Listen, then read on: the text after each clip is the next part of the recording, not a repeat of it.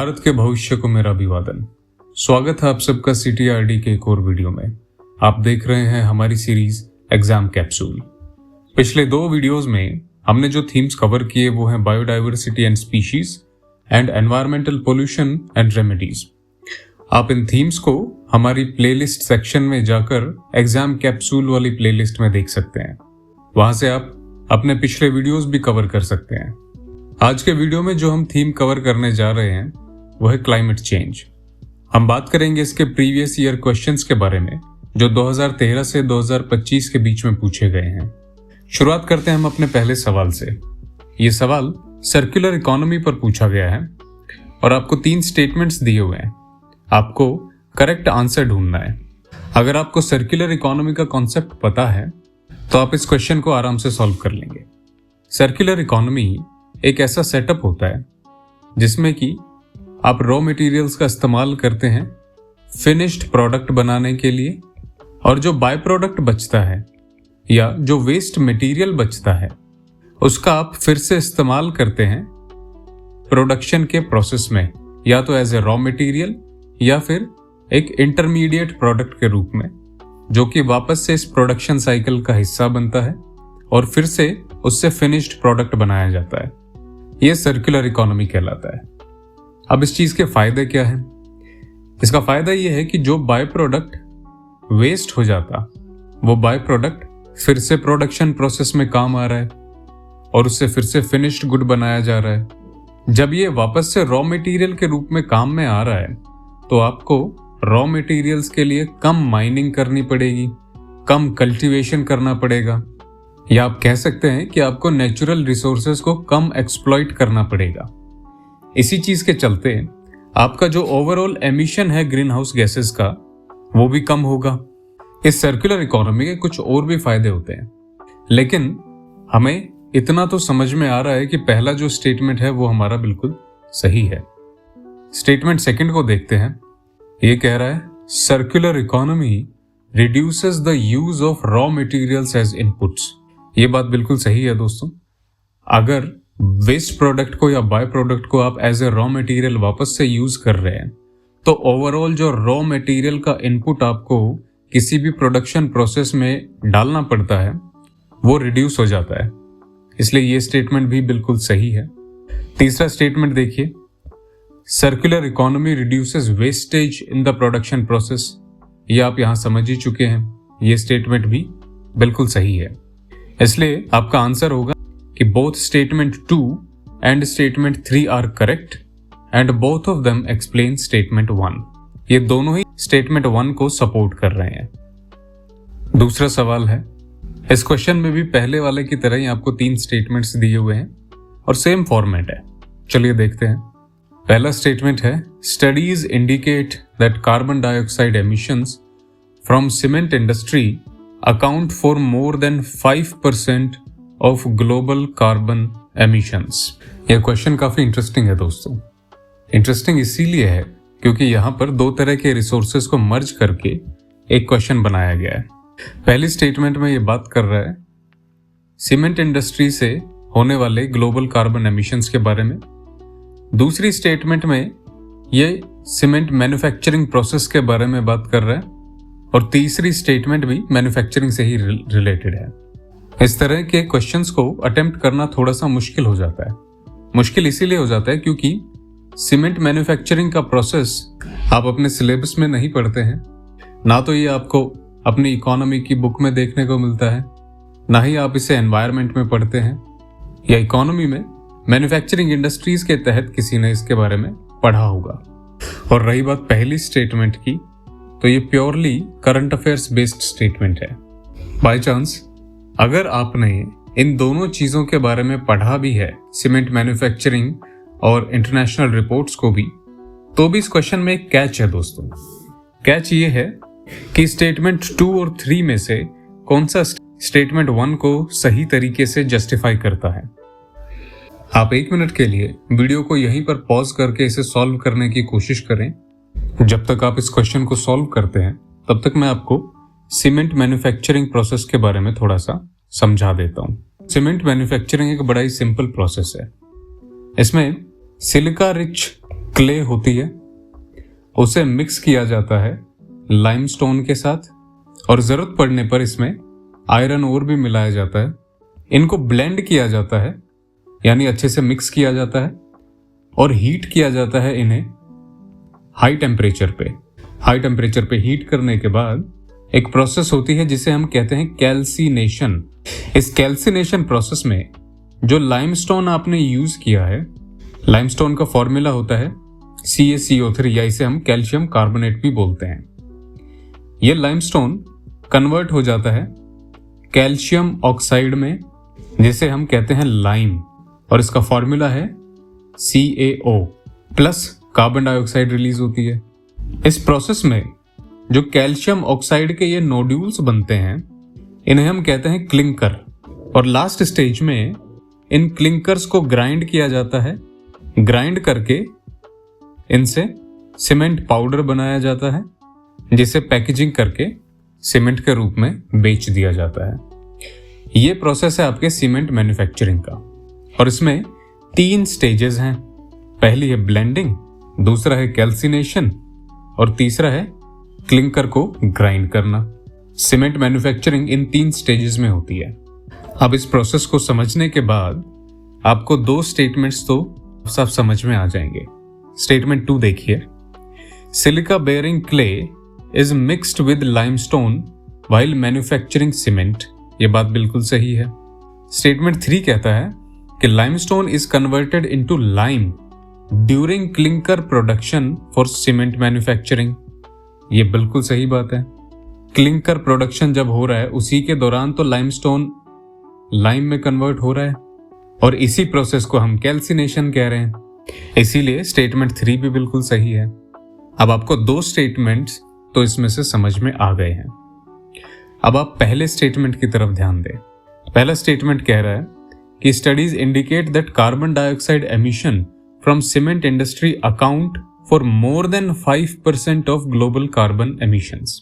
अभी तक जितनी आपकी अंडरस्टैंडिंग हुई है मैन्युफैक्चरिंग प्रोसेस को समझ के, उस बेसिस पे आप 2 ऑप्शंस तो एलिमिनेट कर सकते हैं, और अब मामला 50-50 का रह गया है। या अगर तुक्का लगाएंगे तो 50% चांस है आपके सही होने का, और जहां पर भी आपके पास 50% चांस हो सही होने का, आपको वो जरूर अटेम्प्ट करना चाहिए। लेकिन आप में से हो सकता है कि कुछ लोग बहुत ही एक्सेप्शनल स्टूडेंट्स हों, जिन्होंने वाकई अपनी पढ़ाई बहुत सीरियसली और बहुत सिंसियरली की है, तो उनकी तरफ से एक इनपुट इस पूरे क्वेश्चन को बेहद आसान बना देगा, और वो इनपुट है UNEP की कॉन्फ्रेंस ऑफ पार्टीज 27 में रिलीज की गई रिपोर्ट, जो 2022 में रिलीज हुई थी, जहां पर सीमेंट मैन्युफैक्चरिंग के बारे में कुछ डेटा रिलीज किया गया। UNEP की रिपोर्ट कहती है कि सीमेंट मैन्युफैक्चरिंग करीब 7% ग्लोबल कार्बन एमिशंस के लिए जिम्मेदार है। IPCC की 6th असेसमेंट रिपोर्ट वो भी यही कहती है कि cement manufacturing 7% of carbon emissions के लिए रिस्पॉन्सिबल है। लेकिन जिस कैच की मैं बात कर रहा था, वो कैच यहाँ आता है दोस्तों। यहाँ पर बात हो रही है कार्बन एमिशन की, लेकिन इन दोनों में से एक ही प्रोसेस के दौरान कार्बन एमिशन होता है। मिक्सिंग के दौरान तो कार्बन एमिशन होगा नहीं। मैंने आपको प्रोसेस में समझाया कि लाइमस्टोन जब लाइम में कन्वर्ट हो रहा है तभी कार्बन डाइऑक्साइड रिलीज हो रही है। इसलिए स्टेटमेंट 3 ही वो स्टेटमेंट है जो सपोर्ट करती है स्टेटमेंट 1 को, क्योंकि इसी प्रोसेस के दौरान कार्बन डाइऑक्साइड रिलीज हो रही है। इसलिए हमारा आंसर होगा बी, यानी both statement 2 and 3 are correct, but only one of them explains statement 1। Question number 3 देखते हैं। With reference to direct air capture and emerging technology, which of the following statements is और are correct. Direct air capture की बात हो रही है। Air capture, ऐसी कौन सी गैस है जिसको कैप्चर करने की जरूरत है? चलिए स्टेटमेंट्स देखते हैं। स्टेटमेंट 1 है, it can be used as a way of carbon sequestration. Statement 2 कह रहा है, it can be a valuable approach for plastic production and in food processing. Statement 3 है, in aviation it can be a source of carbon for combining with hydrogen to create synthetic low carbon fuel। तो carbon की ही बात हो रही है भाई, तीनों statement carbon से ही रिलेटेड है। तो देखो, डायरेक्ट एयर कैप्चर में हम क्या करते हैं कि हम बड़ी बड़ी मशीनें लगाते हैं। वो मशीनें एयर को इनटेक करती हैं और उसमें से कार्बन डाइऑक्साइड को सेपरेट करती हैं, बाकी गैसेस को वापस रिलीज कर देती हैं। ये कार्बन डाइऑक्साइड को कैप्चर करती हैं ताकि एटमॉस्फेयर में जो कार्बन डाइऑक्साइड की कंसेंट्रेशन है उसे रिड्यूस किया जा सके। क्योंकि हमारा मेजर कंसर्न क्या है, ग्लोबल वार्मिंग कह लो या फिर क्लाइमेट चेंज कह लो, वो सब किस वजह से हो रहा है? इंक्रीजिंग कंसेंट्रेशन ऑफ कार्बन की वजह से। उसी को कम करने के लिए टेक्नोलॉजी अप्लाई की जाती है। तो पहला स्टेटमेंट बिल्कुल सही है कि it can be used as a way of carbon sequestration, कि हम इस कार्बन को कैप्चर करके और या तो अंडरग्राउंड पंप करेंगे या फिर इससे और प्रोडक्ट्स बनाएंगे। अब वो प्रोडक्ट्स क्या हो सकते हैं? अगर आपने कार्बन कैप्चर कर लिया है कार्बन डाइऑक्साइड के रूप में, तो अब आपके पास कार्बन अवेलेबल है।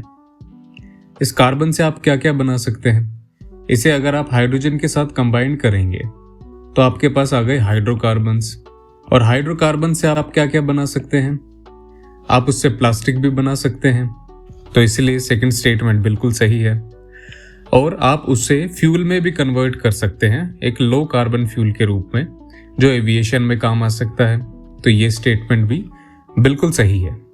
याद रहे कि जो हम ट्रेडिशनल फॉसिल फ्यूल्स यूज करते हैं वो भी हाइड्रोकार्बन्स ही होते हैं। इसीलिए ये तीनों स्टेटमेंट्स ठीक हैं। क्वेश्चन नंबर 4 देखो, कंसीडर द फॉलोइंग स्टेटमेंट्स। पूछा है इनमें से कौन सी स्टेटमेंट करेक्ट है। Carbon dioxide emissions in India are less than 0.5 tonne of carbon dioxide per capita. 0.5 tonnes of carbon dioxide per capita. 1 minute के लिए इस स्टेटमेंट को छोड़ दो। सेकंड स्टेटमेंट है, in terms of carbon dioxide emission from fuel combustion India ranks second in Asia Pacific region. ये statement बिल्कुल सही है, क्योंकि चाइना के बाद इंडिया सबसे लार्जेस्ट एमिटर है कार्बन का एशिया पैसिफिक रीजन में। तीसरा स्टेटमेंट है, electricity and heat producers are the largest sources of carbon dioxide emission in India. ये बिल्कुल सही बात है। सबसे ज्यादा जो एमिशंस होते हैं वो थर्मल पावर प्लांट से होते हैं हमारे, इसलिए ये थर्ड स्टेटमेंट भी बिल्कुल सही है। तो अब ऐसे कौन से ऑप्शंस हैं जिनमें सेकंड और थर्ड दोनों साथ में दे रखे हैं? इसमें नहीं दे रखे, ये एलिमिनेट हो गया, ये भी एलिमिनेट हो गया। अब हमारे पास ये 2 ऑप्शंस बचते हैं। अगर आप इसी स्टेज पे तुक्का लगाओगे तो 50% चांस है आपकी सक्सेस का। आओ जरा एक बार स्टेटमेंट 1 को दोबारा से एनालाइज करें। यार, carbon dioxide emissions in India are less than 0.5 tonnes of carbon dioxide per capita. यानी कि औसत रूप से क्या एक आदमी जो भारत में रह रहा है वो पूरे साल में मात्र 0.5 टन यानी कि 500 केजी कार्बन डाइऑक्साइड ही रिलीज करेगा अपने सारे कंजम्पशन से। आप सोच के देखिए, ऑन एवरेज एक आदमी अगर सिर्फ सांस भी लेता है तो एक साल में वो 300 से 400 KG of carbon dioxide release करता है केवल सांस लेने से। तो ये नंबर बहुत कम नहीं है दोस्तों। फैक्ट ये है कि ऑन एवरेज इंडिया में 2025 में पर कैपिटा जो कार्बन एमिशन है वो है 2.2 turns of carbon dioxide per capita. तो ये नंबर बहुत लेस है, इसीलिए ये स्टेटमेंट गलत हो जाता है और आपका आंसर होगा सी। एक पॉइंट इसमें और याद कर लो कि ग्लोबल एवरेज की जब हम बात करते हैं तो ग्लोबल एवरेज एमिशन है 4.76 tonnes per capita of carbon dioxide. उसके कंपैरिजन में इंडिया में जो एमिशन रिलीज होते हैं वे काफी कम है। अगर हम इंडिविजुअल कंट्रीज को देखें जो बहुत डेवलप्ड कंट्रीज हैं, जैसे कि यूएसए को आप देखेंगे तो यही आंकड़ा आपको करीब 14 टन तक देखने को मिल सकता है। इसीलिए हम कहते हैं कि इंडिया के जो कार्बन एमिशंस हैं वो पर कैपिटा सबसे लोएस्ट कार्बन एमिशंस हैं। क्वेश्चन नंबर 5 देखिए, the World Bank warned that India could become one of the first places where wet bulb temperatures routinely exceed 35 degree centigrade. Wet bulb temperature की बात हो रही है और World Bank की report को साइट किया जा रहा है। Which of the following statements best reflects the implication of the above said report. यहाँ पे एक वर्ड दिया गया है इम्प्लीकेशन, कि इनमें से कौन सी स्टेटमेंट ऐसी है जो इसका ट्रू इम्प्लीकेशन रिप्रेजेंट करती है। स्टेटमेंट्स देखिए, peninsular India will most likely suffer from flooding, tropical cyclone and droughts. तो ये तो हमें वैसे ही हर साल देखने को मिलता है। आप एक बार वेट बल्ब टेम्परेचर को समझने की कोशिश करें। वेट बल्ब टेम्परेचर का मतलब क्या है? थर्मोमीटर का जो एक लोअर बल्ब होता है उसके पास एक गीला कपड़ा, वेट क्लॉथ लपेट दिया जाता है और उसे ऐसे ही छोड़ दिया जाता है। एटमॉस्फेयर में जो भी टेम्परेचर है उसकी वजह से वो पानी इवेपोरेट हो जाता है वेट क्लॉथ में से, और फिर जो टेम्परेचर रीडिंग आती है वो कहलाती है वेट बल्ब टेम्परेचर। ये क्यों मेजर किया जाता है? ये इसीलिए मेजर किया जाता है ये समझने के लिए कि एक ह्यूमन किस लेवल की हीट एक्सपीरियंस करेगा स्वेटिंग के दौरान। वेट बल्ब टेम्परेचर से बेसिकली हम उस कंडीशन को मिमिक करने की कोशिश करते हैं जब एक इंसान को पसीने आ रहे हैं।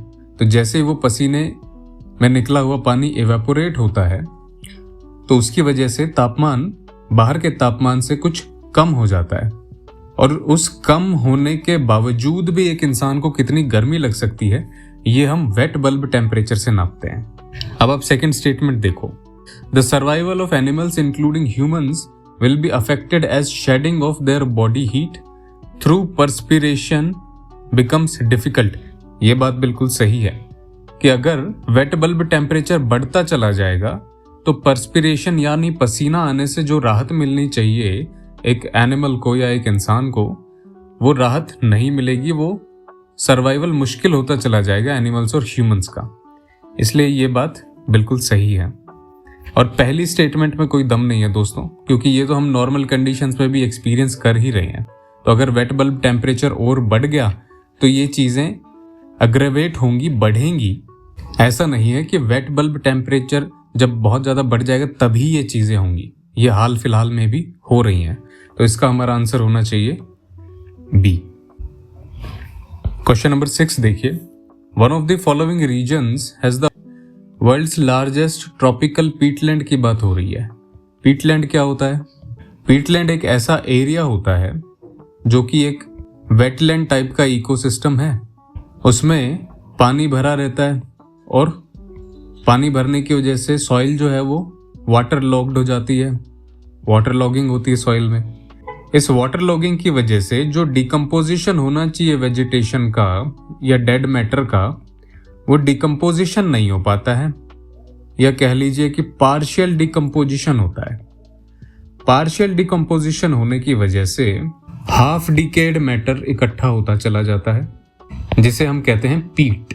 और जिस भी एरिया में ये पीट इकट्ठा होता चला जाता है उसे हम कहते हैं पीटलैंड। तो यहाँ दुनिया के सबसे बड़े पीटलैंड की बात हो रही है जो ट्रॉपिकल रीजन में मौजूद है।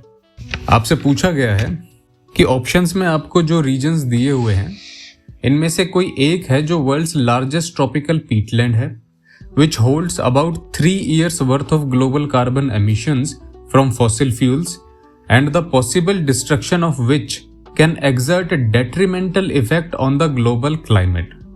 Which one of the following denotes that region?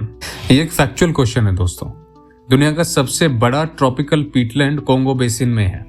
ये अफ्रीका में पड़ता है और इस कोंगो बेसिन में करीब 5 से 6 कंट्रीज आते हैं जिनमें इंक्लूडेड है डेमोक्रेटिक रिपब्लिक ऑफ कोंगो जिसे हम DRC कहते हैं, Republic of Congo, central African Republic और अफ्रीका के वेस्ट कोस्ट पे पड़ने वाले कुछ देश जैसे कि इक्वेटोरियल गिनी। ये कोंगो बेसिन का पार्ट है दोस्तों।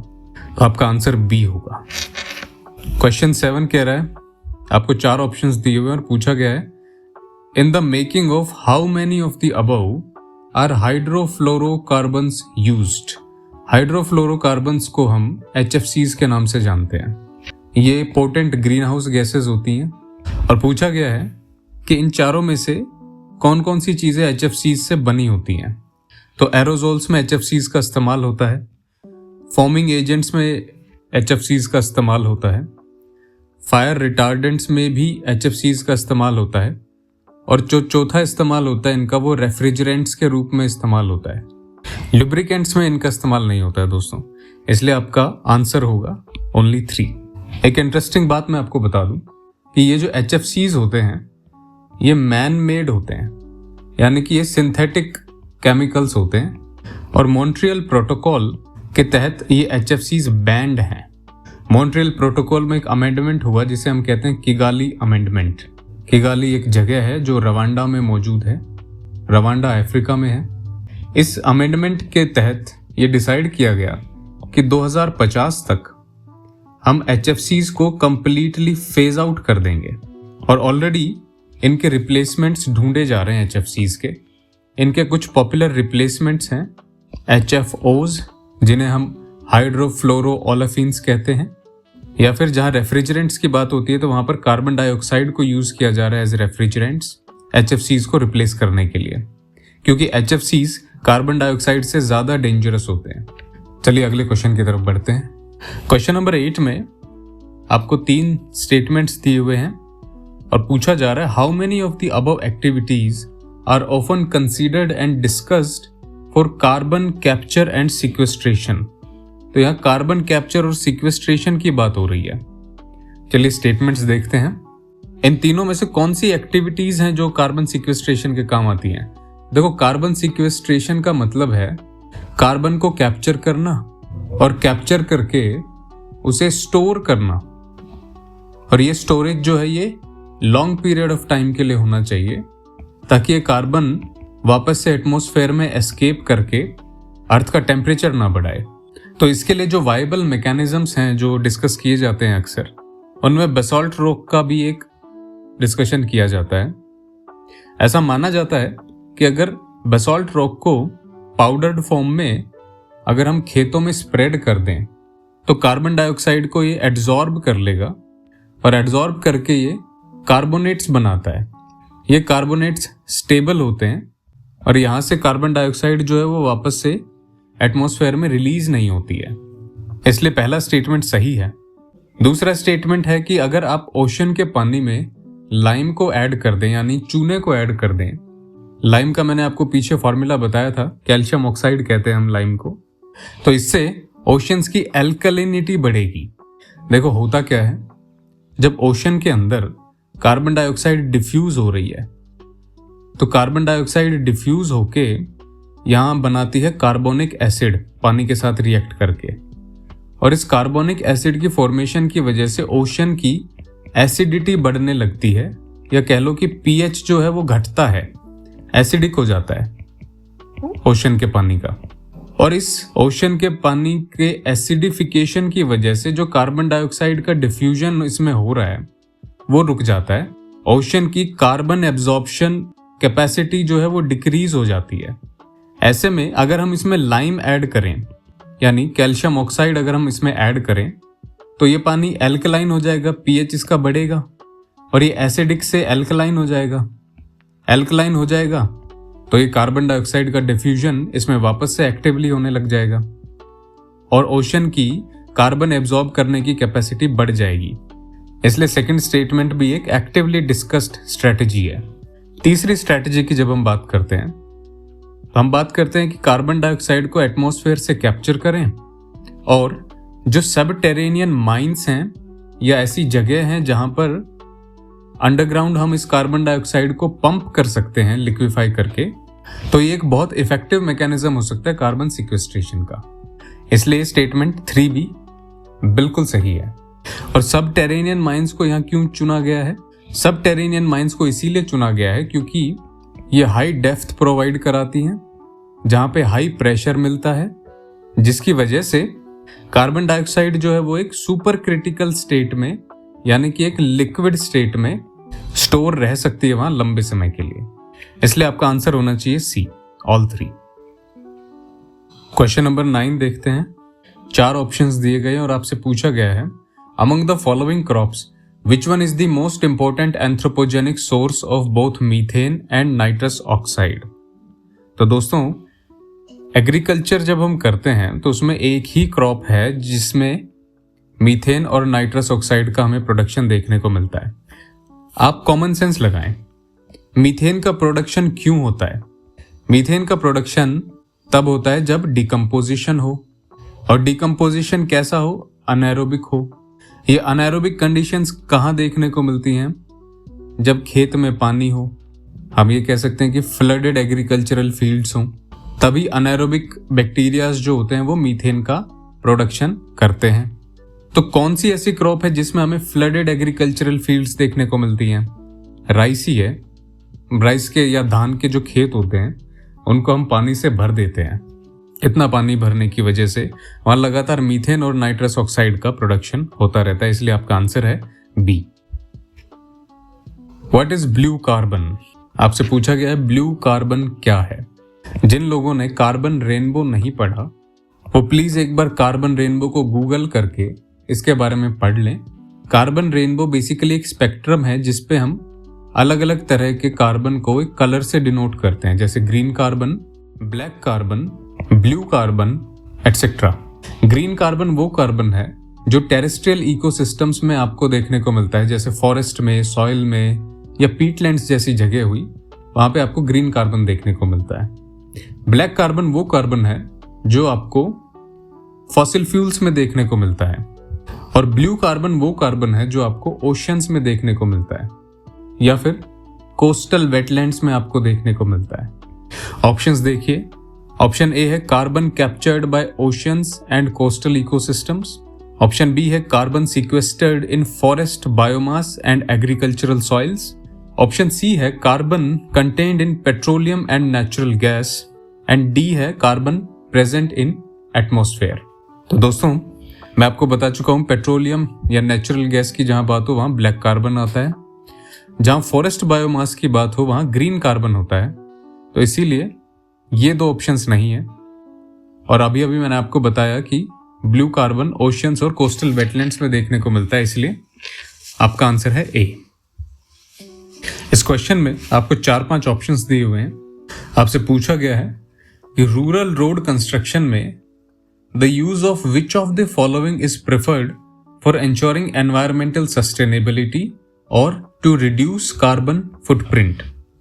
यानी कि जो गांव देहात में हमारा रोड कंस्ट्रक्ट किया जाता है वहां पे इनमें से कौन सी चीजें इस्तेमाल की जाएं ताकि एक एनवायरमेंटली सस्टेनेबल ऑल्टरनेट हो और कार्बन फुटप्रिंट हमारा रिड्यूस हो। Copper slag copper smelting plant से निकलने वाला वेस्ट होता है, और इसको डिस्कार्ड करने की बजाय आजकल इसका इस्तेमाल रोड कंस्ट्रक्शन में किया जाता है, जहां पर इसे यूज किया जाता है एक बेस बनाने में। इसलिए कॉपर स्लैग का इस्तेमाल एक एनवायरमेंटली सस्टेनेबल सॉल्यूशन है। जिनको कॉपर स्लैग या दूसरे ऑप्शंस के बारे में ज्यादा समझ में नहीं आ रहा है वो इस क्वेश्चन को बहुत सरल तरीके से एलिमिनेशन का इस्तेमाल करके सॉल्व कर सकते हैं। जैसे आपको ऑप्शंस में दिया हुआ है पोर्टलैंड सीमेंट। पोर्टलैंड सीमेंट बनाने में काफी कार्बन एमिशंस होते हैं। पोर्टलैंड सीमेंट क्या, कोई भी सीमेंट बनाने में कार्बन एमिशंस होते हैं बहुत सारे, तो जाहिर है कि ये एनवायरमेंटली सस्टेनेबल तो नहीं है, इसलिए ये ऑप्शन तो आपका बिल्कुल नहीं हो सकता। तो पांचवा जिस भी ऑप्शन में है वो एलिमिनेट हो गया। फोर्थ ऑप्शन है हॉट मिक्स एसफॉल्ट टेक्नोलॉजी। आपने देखा होगा जब भी हम रोड बनाते हैं तो डामर यानी जो रोडियां होती हैं उन्हें मिक्स किया जाता है टार में, जिसे कई जगह पर लोग तारकोल भी बोलते हैं, और इसे मिक्स करने की प्रक्रिया में बहुत ज्यादा हीट इस्तेमाल होती है। जहां पे भी हीट इस्तेमाल हो रही है वहां पर कोई ना कोई फॉसिल फ्यूल का कंबशन हो रहा होगा, और अगर फॉसिल फ्यूल का कंबशन हो रहा है तो ये एनवायरमेंटली सस्टेनेबल तो नहीं है, इसलिए आप ऑप्शन 4 को भी एलिमिनेट कर सकते हैं। आपके पास ऑप्शन रह जाता है ए। बाकी दो ऑप्शंस अगर आप देखेंगे तो कोल्ड मिक्स एसफॉल्ट टेक्नोलॉजी वो टेक्नोलॉजी होती है जिसमें जो भी रॉ मटेरियल्स हैं, जैसे कि बिटुमिन या फिर जो मैं डामर की बात कर रहा हूं, इन सब रॉ मटेरियल्स को मिक्स किया जाता है बिना हीट का इस्तेमाल किए, इसलिए ये प्रोसेस एनवायरमेंटली सस्टेनेबल है। और जहां हम जियो टेक्सटाइल्स की बात करते हैं तो जियो टेक्सटाइल्स नेचुरल या सिंथेटिक फाइबर से बनी होती है। ये वो फैब्रिक होता है जिसको हम रोड लाइनर की तरह इस्तेमाल करते हैं, यानी कि रोड पर एक्चुअल एसफॉल्ट बिछाने से पहले उसके बेस के ऊपर हम ये जियो टेक्सटाइल लगाते हैं रोड को ज्यादा स्ट्रेंथ प्रोवाइड करने के लिए। इससे रोड्स ज्यादा ड्यूरेबल होते हैं, और अगर ड्यूरेबिलिटी बढ़ रही है तो रोड हमें कम बनाने पड़ेंगे, इसलिए ये भी एनवायरमेंटली सस्टेनेबल होते हैं। और आपका आंसर है ए। क्वेश्चन नंबर 12 देखिए। यहाँ पर भी आपको 4 स्टेटमेंट्स दिए हुए हैं और आपसे सोशल कॉस्ट ऑफ कार्बन के बारे में पूछा गया है। ये पूछ रहा है which of the following statements best describes the term social cost of carbon. नीचे एक सपोर्टिंग लाइन दी है इसके साथ, it is a measure in monetary value of the. ये किस चीज का मेजर है, या हम सोशल कॉस्ट ऑफ कार्बन से क्या मेजर करते हैं। इसको देख के 2 चीजें तो आपको सीधे से पता चलती हैं कि एक तो मॉनेटरी वैल्यू में हम मेजर कर रहे हैं और दूसरा कार्बन को हम मेजर कर रहे हैं। इन 2 टर्म्स के आधार पर एक क्वेश्चन आपके लिए सॉल्व करना इजी होना चाहिए। ऑप्शंस को देखिए, डी से शुरू करते हैं नीचे से। Contribution of an individual person to the carbon footprint on the planet Earth, तो ये तो कार्बन फुटप्रिंट ही कहलाएगा। ऑप्शन सी कह रहा है efforts put in by a climate refugee to adapt to live in a new place. दोस्तों, climate refugees जब एक प्लेस से दूसरे प्लेस पे शिफ्ट होते हैं या अडेप्ट करते हैं तो उसे हम कहते हैं क्लाइमेट अडेप्टेशन। उसे हम सोशल कॉस्ट ऑफ कार्बन तो नहीं कहते हैं। यानी ये 2 ऑप्शंस तो हो गए एलिमिनेट। ऑप्शन बी देखिए, requirement of fossil fuels for country to provide goods and services to its citizens based on the burning of those fuels. ये फॉसिल फ्यूल्स को बर्न करके और एक कंट्री के लोगों की जरूरतें पूरी करने की बात कर रहा है, तो इसे हम एक टर्म से जानते हैं जिसे हम कहते हैं एनर्जी सिक्योरिटी, जो एक देश की इकोनॉमी और उसके लोगों की जरूरतों को पूरा करने के लिए इस्तेमाल किया जाता है। तो यानी कि ये भी ऑप्शन नहीं है, हमारे पास एक ही ऑप्शन बचता है, वो है long term damage done by a ton of carbon dioxide emission in a given year. यही हमारा आंसर होना चाहिए। कई बार, जैसा कि आपने अभी देखा, कई बार आंसर जो है वो क्वेश्चन में ही छुपा होता है। अगर आप क्वेश्चन की टर्मिनोलॉजी को बेहतर तरीके से समझ लेंगे तो आपके लिए आंसर को डिकोड करना बेहद आसान हो जाएगा। क्वेश्चन नंबर 13 पर चलते हैं। यहाँ पर आपको 3 स्टेटमेंट्स दिए हुए हैं। 2019 का ये क्वेश्चन है। पूछा जा रहा है which of the following statements are correct about the deposits of methane hydrate. यहाँ पर आप फिर से इस शब्द को डिकोड करें, मीथेन और हाइड्रेट। यानी कि मीथेन जब वाटर मॉलिक्यूल्स में ट्रैप्ड हो जाती है तो हम उसे मीथेन हाइड्रेट कहते हैं। ऐसा किन केसेस में होगा? ऐसा उन केसेस में हो सकता है जहां पर माइक्रोबियल एक्टिविटी हो रही हो, लेकिन अनएरोबिक एनवायरनमेंट में। मैंने आपको बताया है मीथेन प्रोडक्शन के लिए क्या कंडीशंस जरूरी हैं। अनएरोबिक एनवायरनमेंट में हो, और अनएरोबिक एनवायरनमेंट किन कंडीशंस की वजह से पैदा होता है? वाटर लॉगिंग की सिचुएशंस की वजह से। तभी मटेरियल डिकम्पोज होगा और मीथेन बनेगा माइक्रोबियल एक्टिविटीज से। तो यहां पर ये 2-3 कंडीशन से इतना हमें पता चलता है कि जहां पर भी ये मीथेन हाइड्रेट के डिपॉजिट्स जमा होंगे वहां पर हमें ये कंडीशंस देखने को मिलेंगी। चलिए ऑप्शंस की तरफ देखते हैं। पहला स्टेटमेंट है global warming might trigger the release of methane gas from these deposits. Second statement कह रहा है large deposits of methane hydrate are found in Arctic tundra and under the sea floor. ये स्टेटमेंट तो सीधा सीधा सही है। आर्कटिक टुंड्रा की जब आप बात करेंगे वहां पे हमें देखने को मिलते हैं पीटलैंड्स। जब हम वर्ल्ड्स सिंगल लार्जेस्ट पीटलैंड की बात करते हैं तो हमें पता है कि रशिया में नॉर्दर्न पीटलैंड्स मौजूद हैं और वो इसी क्षेत्र में पड़ते हैं, आर्कटिक टुंड्रा में ही। और दूसरा है अंडर द सी फ्लोर, यानी कि डीप सी बेड में। तो दोस्तों ये ही 2 कंडीशंस हैं जहां पे आपको मीथेन हाइड्रेट्स देखने को मिलेंगे। तीसरा स्टेटमेंट है methane in atmosphere oxidizes to carbon dioxide after a decade और 2। ये बात भी बिल्कुल सही है। मीथेन को लगभग 12 से 15 साल लगते हैं, जहां पर मीथेन यानी CH4 कन्वर्ट हो जाता है कार्बन डाइऑक्साइड में, और कार्बन डाइऑक्साइड अगले 100 साल तक रहती है एटमॉस्फेयर में। इसलिए थर्ड स्टेटमेंट भी बिल्कुल ठीक है। अब यहां पर सोचने वाली बात यह है, एक बार पहले वाले स्टेटमेंट को हम दोबारा देखेंगे कि जब आर्कटिक टुंड्रा में मीथेन हाइड्रेट मिल रहा है तो यानी जब भी ग्लोबल वार्मिंग होगी तो आर्कटिक टुंड्रा पे टेम्परेचर चेंज होगा। टेम्परेचर चेंज होने की वजह से जो भी मीथेन इस पीटलैंड में ट्रैप्ड है, फ्रोजन है, जिसे हम परमाफ्रॉस्ट के नाम से जानते हैं, इस परमाफ्रॉस्ट में जो भी मीथेन हाइड्रेट ट्रैप्ड है वो रिलीज होगा एटमॉस्फेयर में ग्लोबल वार्मिंग की वजह से। तो जाहिर है कि ये स्टेटमेंट भी बिल्कुल सही है, तो इसलिए आपका आंसर होना चाहिए डी। क्वेश्चन 14 को देखेंगे। यहां पर हमें 4 गैसेस दी हुई हैं और पूछा गया है which of the above are released into the atmosphere due to the burning of crop biomass residue. पिछली वीडियो में भी मैंने आपको बताया था कि जहां पर भी कंबशन हो रहा है, चाहे वो बायोमास का हो या फिर फॉसिल फ्यूल्स का, उसके बाय प्रोडक्ट्स के बारे में भी मैंने आपको विस्तार से बताया था। तो आप आंख बंद करके टिक कर सकते हैं कि कार्बन मोनोऑक्साइड वहां पे निकलेगा ही निकलेगा, सल्फर डाइऑक्साइड भी रिलीज होगी वहां पर। और अगर बायोमास का या फॉसिल फ्यूल का कहीं भी कंबशन हो रहा है तो हमें पता है उससे एक और गैस निकलती है जिसे हम कहते हैं नॉक्स, यानी नाइट्रोजन के ऑक्साइड्स। और नाइट्रोजन के ऑक्साइड्स जब एटमॉस्फेयर में मौजूद VOCs से रिएक्ट करते हैं, यानी वॉलेटाइल ऑर्गेनिक कंपाउंड से, तो वो बनाते हैं ओजोन, जिसे हम O3 लिखते हैं। यानी ओजोन एक सेकेंडरी पॉल्यूटेंट होता है, या आप कह सकते हैं कि कंबशन के दौरान निकली हुई गैसेस से मिलकर बनता है ओजोन, तो इसीलिए ओजोन भी इसका हिस्सा होगा। एक और सिचुएशन है साथियों, जब मैंने आपको ये बताया था, यहां पर एक और इंटरेस्टिंग फैक्ट मैं जोड़ देता हूं। आपको मैंने पिछले वीडियो में बताया था जब भी इनकम्प्लीट कंबशन होता है, तो इनकम्प्लीट कंबशन के केस में कार्बन मोनोऑक्साइड के साथ मीथेन भी निकलती है, इसलिए यहां पर आपका आंसर होना चाहिए डी।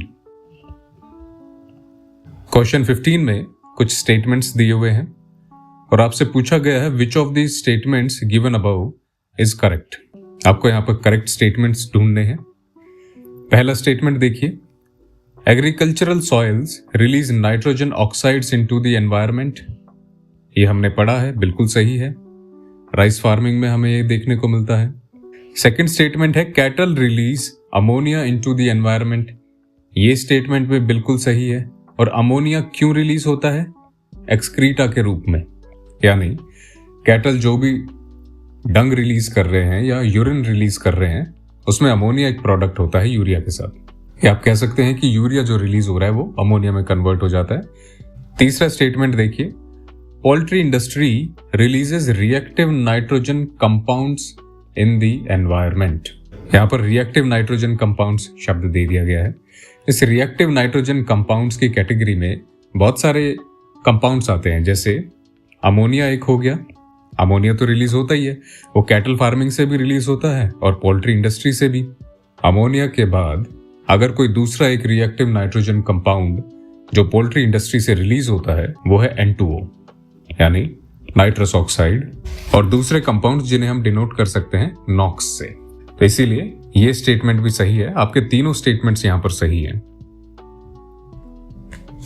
क्वेश्चन 16 में ये पूछ रहा है, in the context of proposals to the use of hydrogen enriched CNG as fuel for buses in public transport, consider the following statements. यहां पे हाइड्रोजन CNG की बात हो रही है, या HCNG जिसे हम कहते हैं। इसी से रिलेटेड कुछ स्टेटमेंट्स दिए हुए हैं और ढूंढना है हमें करेक्ट स्टेटमेंट्स। पहला स्टेटमेंट देखते हैं, the main advantage of the use of hydrogen CNG और HCNG is the elimination of carbon monoxide emissions. Prima facie ये स्टेटमेंट थोड़ा सा सही लग रहा है, पर यहां बहुत सारे बच्चे ट्रैप हो जाते हैं। ट्रैप क्यों होंगे? यहां पे इस शब्द का इस्तेमाल किया गया है, देखिए, एलिमिनेशन का।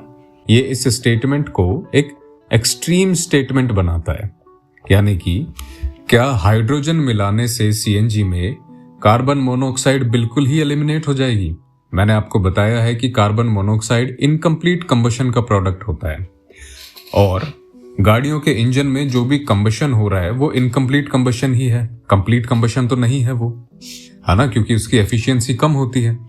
इसलिए ये स्टेटमेंट गलत है। अगर यहां पे ये होता कि कार्बन मोनोऑक्साइड एमिशंस कम हो जाते हैं, या फिर अगर ये स्टेटमेंट होता कि hydrogen CNG improves combustion efficiency, तो ये स्टेटमेंट सही होता दोस्तों, लेकिन फिलहाल ये गलत है।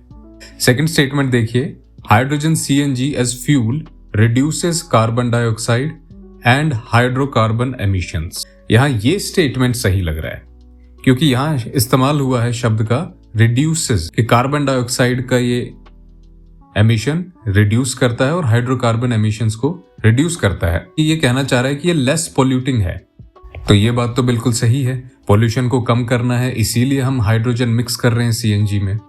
तीसरा स्टेटमेंट देखिए, hydrogen up to 1/5 by volume can be blended with CNG as fuel for buses.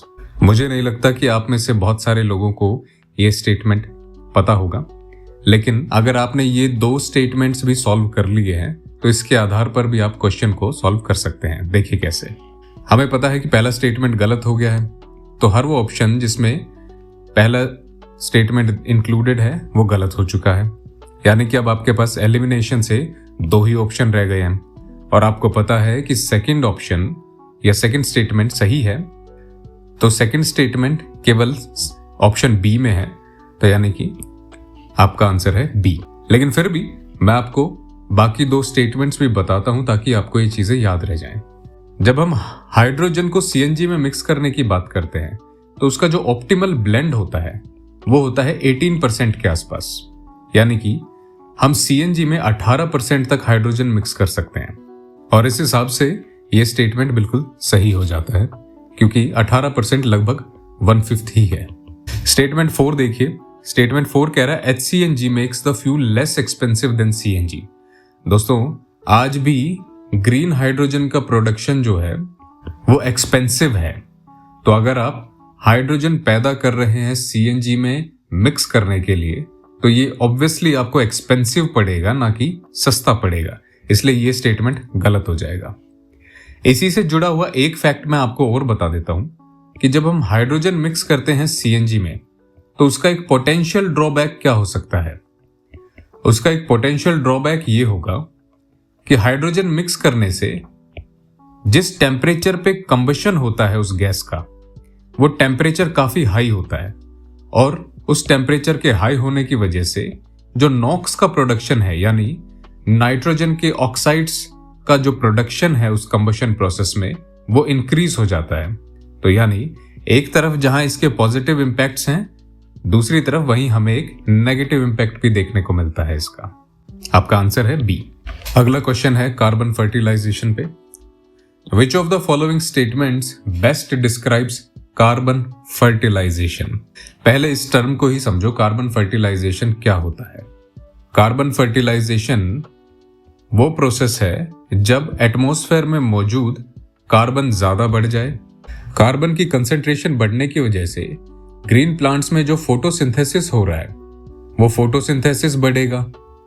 Photosynthesis बढ़ने की वजह से प्लांट में बायोमास जल्दी पैदा होगा। बायोमास जल्दी बढ़ने की वजह से प्लांट की ग्रोथ फास्ट होगी और ग्रोथ फास्ट होगी प्लांट की, तो यानी कि कार्बन सीक्वेस्ट्रेशन भी बढ़ेगा, यानी ज्यादा अमाउंट ऑफ कार्बन बायोमास में कन्वर्ट होगा। यह है कार्बन फर्टिलाइजेशन। लेकिन क्या ये प्रोसेस इतना ही अच्छा है? अगर इतना ही अच्छा है तो फिर तो हम चाहे जितना कार्बन ऐड कर सकते हैं एटमॉस्फेयर में, तो ऑब्वियसली इसका कुछ ड्रॉबैक भी होगा।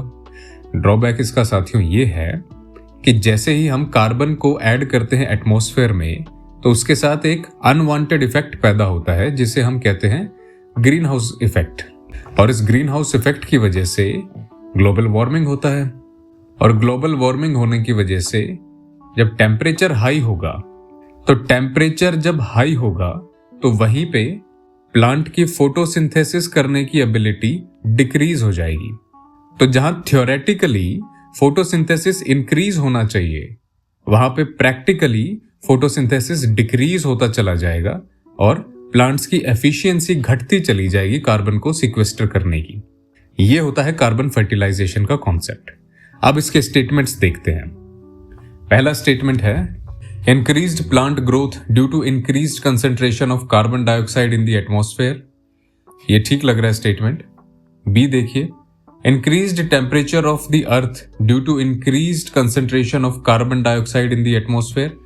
इसे तो हम ग्रीन हाउस इफेक्ट कहते हैं या ग्लोबल वार्मिंग कहते हैं, इसलिए ये स्टेटमेंट तो बिल्कुल गलत है। स्टेटमेंट सी है increased acidity of oceans as a result of increased concentration of carbon dioxide in the atmosphere. इसके लिए जो हम टर्म यूज करते हैं वो कहलाता है ओशन एसिडिफिकेशन. फोर्थ स्टेटमेंट है adaptation of living beings on earth to the climate change brought about by the increased concentration of carbon dioxide in the atmosphere. ये मैं आपको पिछले क्वेश्चन में बता चुका हूं कि इसे क्लाइमेट अडेप्टेशन कहते हैं. आपका आंसर होगा A. Question number 18 sixth mass extinction की बात कर रहा है. बड़ा इंटरेस्टिंग क्वेश्चन है. ये पूछ रहा है कि the term sixth mass extinction is often mentioned in the news in the context of और डिस्कशन ऑफ. कि कब यूज किया जाता है ये टर्म सिक्स्थ मास एक्सटिंक्शन. आपको 4 स्टेटमेंट्स दिए हुए हैं. पहले आप इस शब्द को समझिए. मास एक्सटिंक्शन की जहां बात है, इसका अर्थ है कि बहुत सारी स्पीशीज का एक साथ विलुप्त होना या एक्सटिंक्ट होना. अर्थ का जो जियोलॉजिकल टाइम स्केल हम पढ़ते हैं उसमें हम पिछले 5 मास एक्सटिंक्शंस के बारे में पढ़ते हैं. और ऐसा माना जाता है साइंटिस्ट्स के द्वारा कि छठा मास एक्सटिंक्शन अभी चल रहा है प्रेजेंटली. यानी ऑन एवरेज हम हर रोज करीब 20 स्पीशीज को खो रहे हैं, या साल में करीब 200 से 58,000 तक स्पीशीज एक्सटेंट हो रही हैं. यह फंडा है सिक्स्थ मास एक्सटिंक्शन का. अब आप स्टेटमेंट्स देखिए, कौन सा स्टेटमेंट इसे सबसे बेस्ट डिस्क्राइब करता है. Wide spread monoculture practices in agriculture and large scale commercial farming with indiscriminate use of chemicals in many parts of the world that may result in the loss of good native ecosystems. ये statement केवल monoculture practice और large scale commercial farming पे ही focus कर रहा है और कह रहा है कि इन्हीं चीजों की वजह से मास एक्सटिंक्शन हो रहा है. तो ये तो एक रीजन है. मास एक्सटिंक्शन के और भी तो रीजंस हैं, इसीलिए ये स्टेटमेंट गलत है. दूसरा देखते हैं. Fears of possible collision of a meteorite with the Earth in the near future in the manner it happened 65 million years ago that caused the mass extinction of many species including those of dinosaurs. तो ये तो भविष्य में होने की बात कर रहा है कि पॉसिबल कॉलिजन होगा कोई मीटियोराइट का नियर फ्यूचर में, तब जाके मास एक्सटिंक्शन होगा, बल्कि मास एक्सटिंक्शन तो अभी चल रहा है. ये स्टेटमेंट भी गलत है. तीसरा है large scale cultivation of genetically modified crops in many part of the world and promoting their cultivation in other parts of the world which may cause the disappearance of good native crop plants and the loss of food biodiversity. ये statement केवल और केवल genetically modified crops पे focus कर रहा है और कह रहा है इसी की वजह से good native crop plants extinct हो रहे हैं. तो फिर एनिमल्स का क्या? तो यानी कि ये स्टेटमेंट भी एक्सप्लेन नहीं करता मास एक्सटिंक्शन को. ये सब कारण हो सकते हैं लेकिन कोई भी एक परफेक्ट डिस्क्रिप्शन नहीं दे रहा है. चौथा स्टेटमेंट है mankind's over exploitation, misuse of natural resources, fragmentation, loss of natural habitats, destruction of ecosystems, pollution and world climate change. ये एकदम सही स्टेटमेंट है क्योंकि इसने लगभग सभी कारणों को इंक्लूड कर लिया है. ऑल एनकम्पासिंग स्टेटमेंट है ये, जहां पे ओवर एक्सप्लॉयटेशन या मिसयूज ऑफ नेचुरल रिसोर्सेज को इंक्लूड किया गया है, फ्रेगमेंटेशन या लॉस ऑफ हैबिटेट को इंक्लूड किया गया है, इकोसिस्टम के डिस्ट्रक्शन को, पोल्यूशन और क्लाइमेट चेंज को इंक्लूड किया गया है. और इसी वजह से हम इस मास एक्सटिंक्शन को एंथ्रोपोजेनिक मास एक्सटिंक्शन भी कहते हैं, यानी इंसानों का पैदा किया गया मास एक्सटिंक्शन या इंसानों की वजह से हो रहा mass extinction. Answer is D. Question 19 है in the context of mitigating the impending global warming due to anthropogenic emissions of carbon dioxide. Anthropogenic मैंने अभी बताया कि इंसान के द्वारा किया गया या इंसान की वजह से होने वाला emission. Which of the following can be the potential sites for carbon sequestration? सारे क्वेश्चन का फोकस यहाँ पे है कि कौन सी ऐसी पोटेंशियल साइट्स हैं जहां हम कार्बन सिक्वेस्ट्रेशन ठीक तरीके से कर सकते हैं. तो इसके लिए आपको पहले ये समझना जरूरी है कि कार्बन सिक्वेस्ट्रेशन के लिए आइडियल चीजें क्या हैं जिन्हें हम ढूंढते हैं किसी भी साइट में. 2-3 ही चीजें हैं दोस्तों.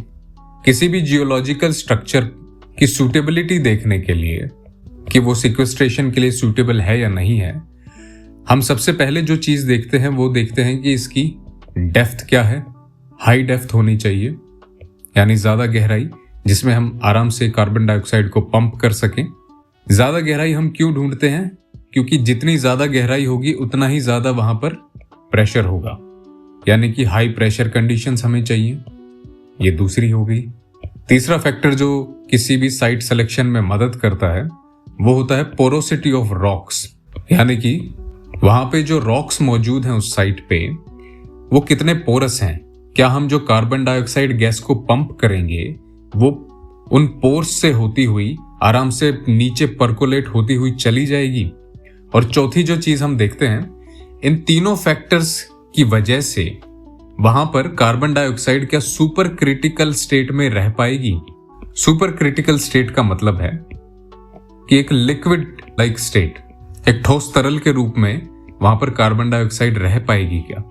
एक और भी चीज हम देखते हैं, वो हम कहते हैं उसे कैप रॉक। कैप रॉक का मतलब ये है कि उसका जो टॉप है उस साइट का, वो एक ऐसा रॉक होना चाहिए जो इम्परमिएबल हो, यानी जिससे गैस बाहर लीक ना हो सके। ऐसी साइट जो इन 4-5 क्राइटेरिया से मीट करती है वो साइट आइडियल साइट है कार्बन सिक्वेस्ट्रेशन के लिए। चलिए एक करके उन साइट्स को देखते हैं जो यहां मेंशन की गई हैं। पहली साइट है अबेंडन्ड एंड अनइकोनॉमिक कोल सीम्स। ये एक सूटेबल ऑप्शन है दोस्तों। आपको पता है कोल माइंस जो हैं, और खासकर कोल सीम्स की यहां पर बात हो रही है, जो जहां ओपन पिट माइनिंग नहीं होती है वहां पे टनल माइनिंग होती है, और वे टनल्स काफी गहराई तक जाती हैं। ये कोल सीम्स हंड्रेड्स ऑफ मीटर्स नीचे तक भी हो सकती हैं, तो इसीलिए ये एक सूटेबल ऑप्शन है कार्बन सिक्वेस्ट्रेशन के लिए। दूसरा है depleted oil and gas reserves. ये भी बिल्कुल सही है, क्योंकि ऐसे गैस रिजर्व्स जो बिल्कुल खाली हो चुके हैं, ओशन की डेप्थ में हैं या फिर क्रस्ट की डेप्थ में हैं, वहां पे कार्बन डाइऑक्साइड को पंप करके लॉक करना ज्यादा आसान होता है। तीसरा ऑप्शन है सबटेरेनियन डीप सलाइन फॉर्मेशन। ये भी एक सूटेबल ऑप्शन है। इनफैक्ट डीप सलाइन फॉर्मेशंस के बारे में ये कहा जाता है कि ये मोस्ट वाइडली अवेलेबल साइट्स हैं, या आप कह सकते हैं कि इनका हाईएस्ट पोटेंशियल है कार्बन सिक्वेस्ट्रेशन के लिए। इसलिए आपका आंसर होना चाहिए डी। क्वेश्चन 20 है, with reference to an organization known as Bird life International, which of the following statements is are correct.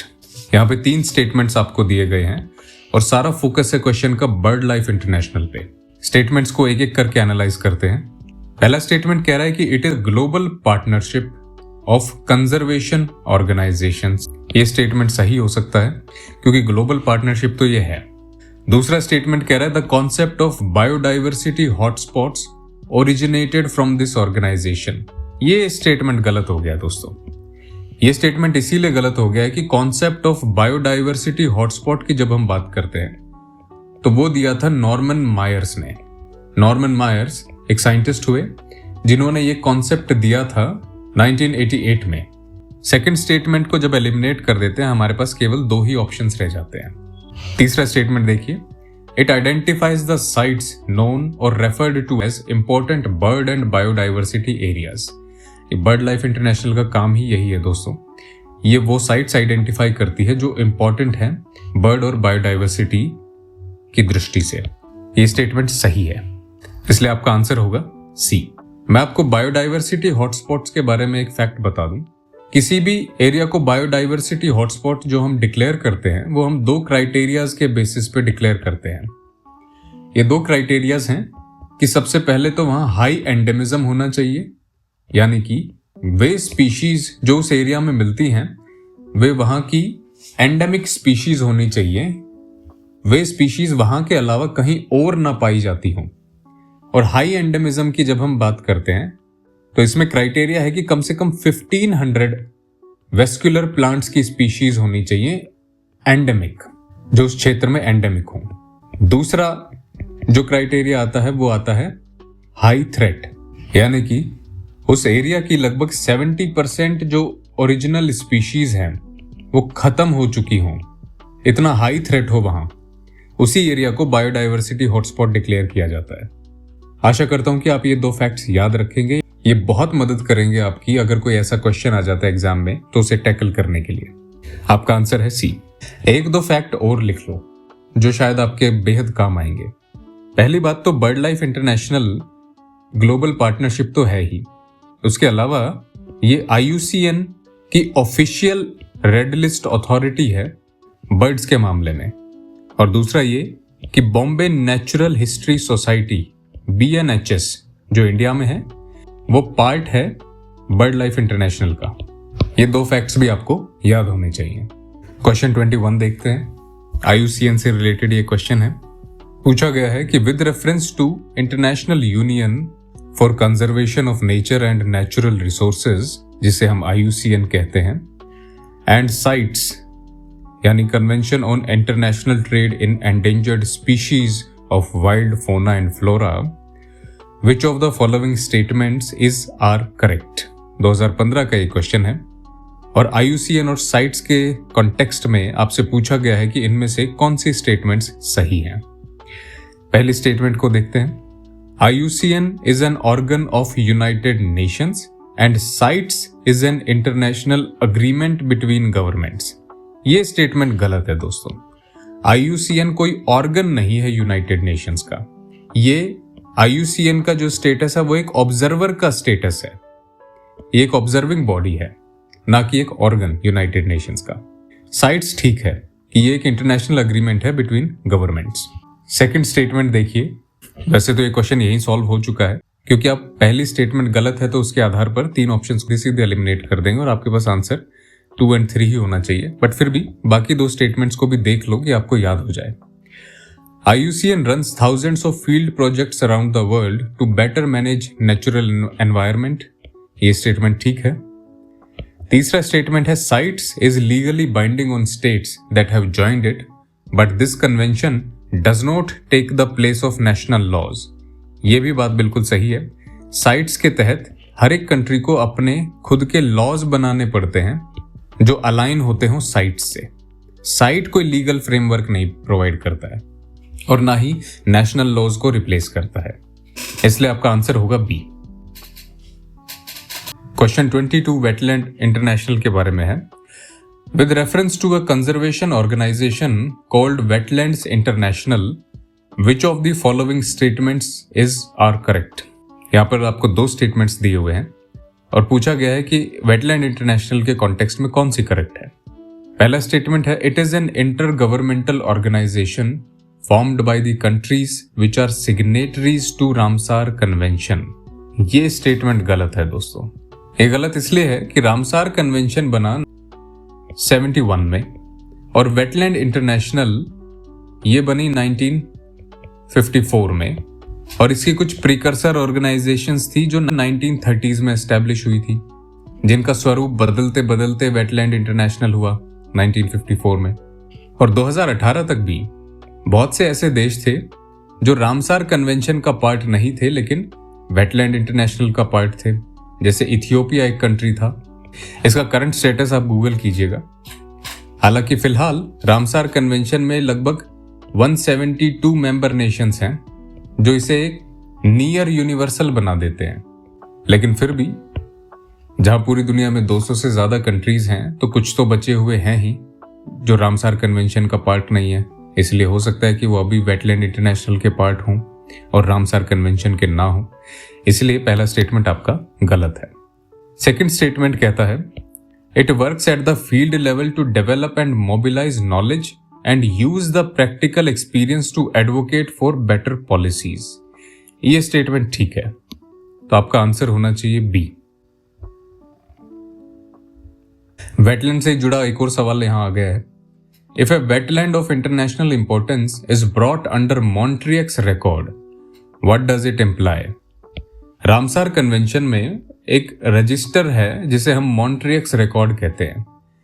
Montreux record में वो सब साइट्स इंक्लूड की जाती हैं जिन वेटलैंड साइट्स को अर्जेंट कंजर्वेशन मेजर्स की जरूरत है। हम एक एक स्टेटमेंट को देखते हैं। ऑप्शन डी से शुरू करते हैं। It is given the status of world heritage site. वो यूनेस्को का काम है दोस्तों, इसलिए ये स्टेटमेंट गलत है। स्टेटमेंट सी है The survival of wetland depends on cultural practices and traditions of certain communities living in its vicinity and therefore cultural diversity therein should not be destroyed. Ramsar convention या Montreux record वहां की cultural diversity या communities के traditions के बारे में कोई बात नहीं करता है, वो सिंपली वेटलैंड्स को कंजर्व करने की बात करता है, इसलिए ये स्टेटमेंट भी गलत है। अब आपके पास दो ही स्टेटमेंट बचते हैं। जब आप मॉन्ट्रियक्स रिकॉर्ड का डॉक्यूमेंट खोलेंगे, मॉन्ट्रियक्स रिकॉर्ड का डॉक्यूमेंट 2 पेज का डॉक्यूमेंट है और उसमें पहला ही जो पैराग्राफ है, उस पैराग्राफ में आपको जो लाइंस देखने को मिलेंगी वो यही लाइंस देखने को मिलेंगी। यूपीएससी ने इसे एज इट इज पिक किया है।